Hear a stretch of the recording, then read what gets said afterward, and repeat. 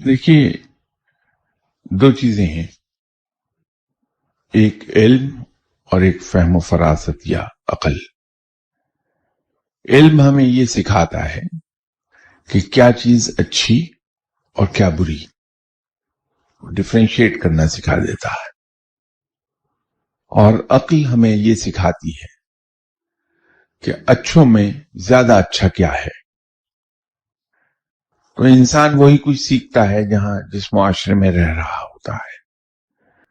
تو جب ہم اپنی پلیس آف ریزیڈنس شفٹ کرتے ہیں فرام ون کلچر ٹو اندر، تو وہاں جا کے ہمیں سوسائٹی کی اور کلچر کی ویلیوز میں فرق دکھائی دیتا ہے کافی۔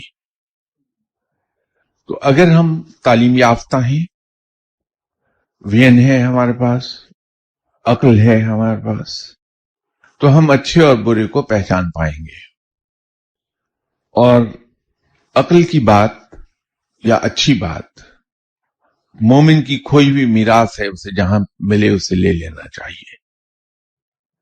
تو جس کلچر میں بھی، جس سوسائٹی میں بھی ہم جا کے رہیں، وہاں سے اگر ہم اپنے علم اور عقل کو استعمال کرتے ہوئے اچھی باتوں کو پک کر لیں اور بری باتوں کو ڈراپ کر دیں، تو ہم نے اپنی وہ وراثت کی جائیداد وصول کر لی۔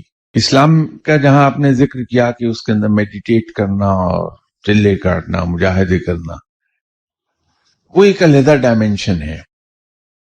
اس ڈائمینشن کی طرف ہمیں جانا بھی نہیں چاہیے، ہم کھو جائیں گے اس میں، ہم فوکس نہیں رہیں گے۔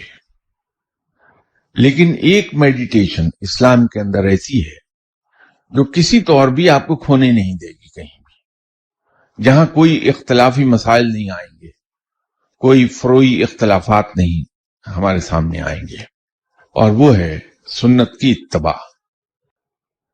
کتابی صورت قرآن کی وہ ہے جو ہم دیکھتے ہیں، اور آپ صلی اللہ علیہ وسلم کی حیات طیبہ عملی قرآن ہے۔ کر دیں گے اگر ہم نے آپ صلی اللہ علیہ وسلم کی سنت کی اتباع کر لی، تو وہ نجات کا راستہ ہو جائے گا۔